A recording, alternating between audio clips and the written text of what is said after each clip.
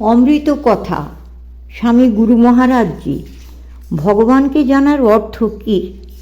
উত্তর, জানা বলতে তার স্বরূপ সম্বন্ধে দৃঢ় ধারণা করা, তাকে সর্বদা স্থির চিত্তে চিন্তা করা আর চেষ্টা করা যাতে তার গুণগুলি ধীরে ধীরে আমাদের মধ্যে প্রতিভাত হয়। তাকে জানা মানে তাকে আত্মীয় রূপে জানা। তিনি আমাদের প্রিয় স্নেহময়ী পিতা, স্নেহময়ী মাতা। এইভাবে প্রশ্ন, ভগবানকে কিভাবে পাওয়া যায়? উত্তর, তাকে পাবার তীব্র আকাঙ্ক্ষা নিয়ে জপ ধ্যান করলে পাবে।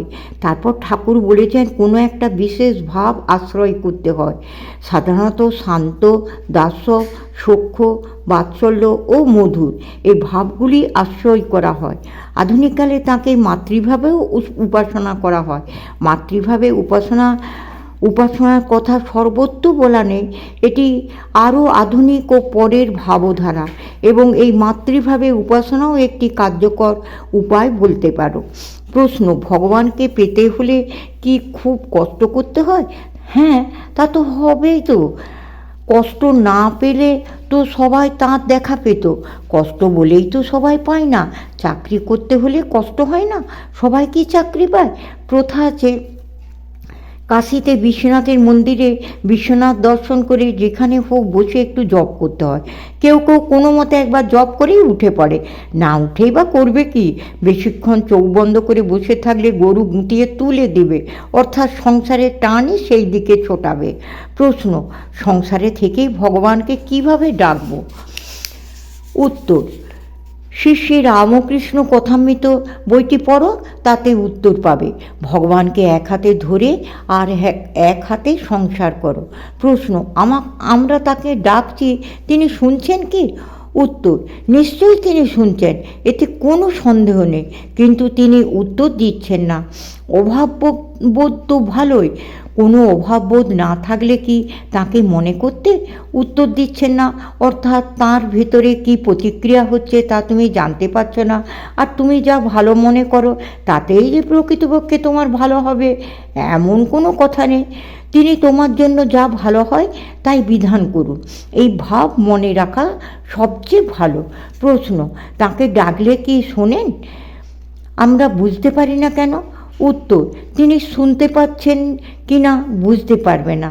তাকে ডাকা কারেক্ট বা ইনকারেক্ট হচ্ছে কি না এই নিয়ে ভেবো না। যেভাবেই তাকে ডাকো না কেন তিনি বুঝতে পারবেন। আমরা যতই ভুল করি না কেন তিনি ঠিকই বুঝতে পারেন। অনেকে মনে করে মন্ত্র ভুল বলেছি তাই কাজ হচ্ছে না। তিনি কি ভূত পেন নাকি যে মন্ত্রের বশ হবেন? তিনি কি জানেন না যে আমরা তাঁকেই ডাকছি? ছেলে যখন বাবা বলে স্পষ্ট করে উচ্চারণ করতে পারে না, তখন বাবা কি বুঝতে পারেন না যে ছেলে তাকেই ডাকছে? এই জন্য সঠিক পথে এগিয়ে যাওয়ার জন্য প্রথম ভাবের আরোপ করতে হয়। সাধুদের কথা চিন্তা করতে হয়, তাদের পবিত্র জীবনী গ্রন্থ পড়তে হয়। এটি সাধুসঙ্গ, এটি ছোঁয়া লাগে। সৎসঙ্গে মনটাও সেইভাবে ভাবিতে হয়।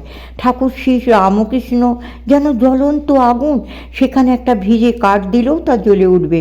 সামান্য অধিকারী হলেও সে তাঁর কৃপায় পূর্ণ হয়ে উঠবে। প্রশ্ন, ভগবানের দিকে এগোবো কী করে?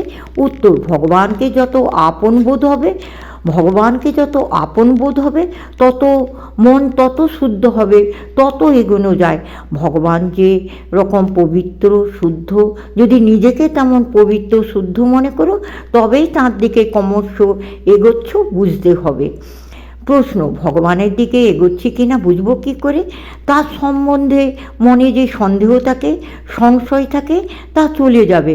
তুমি সত্যনিষ্ঠ হতে পারবে, সকলের প্রতি আরও সহানুভূতিশীল হতে পারবে, তার প্রতি আকর্ষণ বাড়বে, বিষয়ের আকর্ষণ কমবে। ভগবানের দিকে এগোলে এইগুলি হয়। প্রশ্ন, ভগবানকে না দেখলে কি বিশ্বাস হয়? উত্তর, তোমরা কেউ ঠাকুরদাদার বাবাকে দেখেছ? ঠাকুরদার বাবা ছিলেন বলে বিশ্বাস হয়? ঠাকুরদাকে অনেকে দেখে, ঠাকুরদার বাবাকে সবাই দেখে না।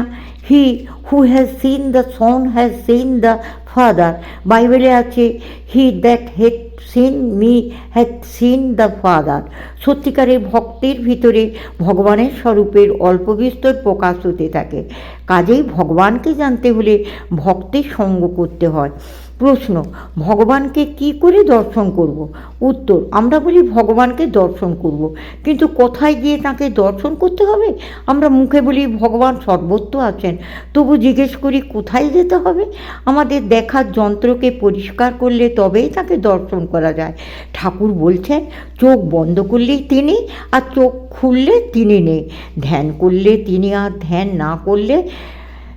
করলে তিনি, আর ধ্যান না করলে তিনি নেই।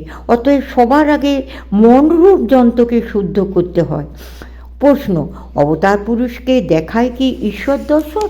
উত্তর, সাধারণ মানুষ ঈশ্বরকে সম্পূর্ণরূপে বুঝতে পারে না, কিন্তু তার অবতারের ভিতর দিয়ে ঈশ্বরের অনেকখানি দেখা যায়, পুরোপুরি মানুষ দেখতে পায় না।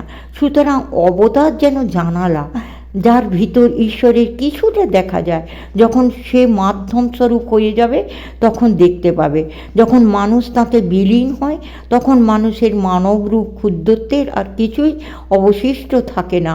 ঠাকুর বলেছেন, ছাঁচটা চিরকালই থেকে যায়। মানুষের ইন্ডিভিজুয়ালিটি, ব্যক্তিত্বের নাশ হয়, কিন্তু ভগবানের নাশ হয় না। প্রশ্ন, ঈশ্বর চিন্তার পদ্ধতি কী? উত্তর, আগে যা বললুম তোমাদের, জপ ধ্যান ইত্যাদি। তাঁর গুণের চিন্তা, তিনি শুদ্ধ নিষ্পাপ, তিনি সকলের প্রতি করুণা সম্পন্ন, এইভাবে চিন্তা করা, তাকে ভালোবাসা, এই হলো প্রধান কাজ, এই হচ্ছে সার কথা। তারপর ঠাকুর বলেছেন যা, তার নাম গুণকীর্তন, তাঁর ভক্ত সঙ্গে বাস বা ভক্ত সঙ্গ করা, এইগুলি হচ্ছে ভগবানের উপায়। ভগবান চিন্তার পদ্ধতি বিভিন্ন জনের ক্ষেত্রে বিভিন্ন রকম। কারো হয়তো ইমোশনাল অ্যাপ্রোচ, আবার কেউ শান্ত, দাস্য, সখ্য, বাৎসল্য, মধুর, এইসব ভাবেতেই তার চিন্তা করতে পারে।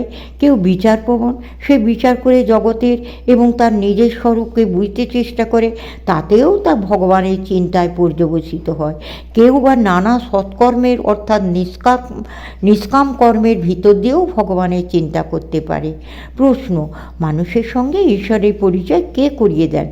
উত্তর, ঈশ্বরের সঙ্গে পরিচয় করিয়ে দেবার কোনো প্রয়োজন নেই। তিনি তোমার ভিতরেই আছেন, তিনি তোমার অন্তরের দিকে তোমার দৃষ্টি ফেরাতে চেষ্টা করছেন। পৃথিবীতে মানুষ সর্বদা নানা সমস্যা নিয়ে ব্যস্ত, অন্তরের দিকে দৃষ্টি দেয় না। আমাদের দৃষ্টি অন্তর্মুখী করার জন্য কোনো অসাধারণ ব্যক্তি এই পৃথিবীতে আসেন। তিনি বলে দেন, দেখো তোমার অন্তরে তাকে দেখো। প্রশ্ন, তিনিই কি সব করান? উত্তর, হ্যাঁ, তিনিই সব করাচ্ছেন, তুমি কিছু করছো না। যদি এই জানো তাহলে নিশ্চিন্ত থাকো, কিন্তু যদি তুমিও করো তিনিও করান তাহলে হবে না। প্রশ্ন, সব তার ইচ্ছাই হচ্ছে, বুঝবো কিভাবে? উত্তর, আমরা যখন নিজের ইচ্ছাকে তাঁর ইচ্ছায় বিলীন করে দিতে পারবো তখনই বুঝতে পারবো সব তার ইচ্ছাই হচ্ছে, তার আগে নয়। প্রশ্ন, এটি কি শেষ অবস্থা? উত্তর, শেষ অবস্থা মানে নানাভাবে সেই অবস্থা বর্ণনা করা হয়, এটি একটি বর্ণনা। ঠাকুর বলতেন, না হং তুহু তুহু, ভালো করে কথামৃত পড়তে হবে। মায়ের কথা, ভক্তমালিকা, ঠাকুরের সন্তানদের বই পড়বে। মুশকিল হচ্ছে সাধু সন্তদের জীবনীতে চিনি বালি মিশে যায়, তাতে গোলমাল হয়। মানুষ অলৌকিকতা পছন্দ করে, তাই সাধু সন্তের জীবনী লিখতে গিয়ে অলৌকিক অনেক কিছু ঢুকিয়ে দেয়। তাই কথামৃত বার করে পড়তে হবে, তবেই মনের গড়ন হবে, মন তৈরি হবে, তখন ভালো জিনিস নিতে পারবে, সঠিক ভাবটি বুঝতে পারবে। প্রশ্ন, কবে তার প্রতি যথার্থ টান হবে? উত্তর, তার কৃপা হলে তার প্রতি যথার্থ টান হবে। এখন তো হলেও চলে, আর যখন আর চলবে না তখন কৃপার প্রতি টান হবে। যখন কৃপার জন্য ছটফট করবে তখন হবে। একটি বাচ্চাকে কিছুক্ষণের জন্য খেলনা দিয়ে ভুলিয়ে রাখা যায়, কিন্তু কিছুক্ষণ বাদে সে খেলনা ফেলে মায়ের কাছে যেতে চায়। প্রশ্ন, তার প্রতি ভালোবাসা কি করে বাড়ানো যায়? উত্তর, বাড়াবার জন্য চেষ্টা করা যায় এবং তারপর তাঁর কৃপাতে বাড়ে। নিয়মিত অনুশীলন করতে পারে, তা না হলে শুকিয়ে যায়। প্রশ্ন, অনুশীলন বলতে কি প্রার্থনা করতে হবে? উত্তর, অনুশীলন মানে তার ভাবটা কাল্টিভেট করা। প্রার্থনা করতে করতেও হয়। প্রার্থনা তাঁর চিন্তা, তাঁর ভাবেতে জীবনকে পবিত্রভাবে চালনা করা, এই সবেতে অনুশীলন হয় ক্রমশ।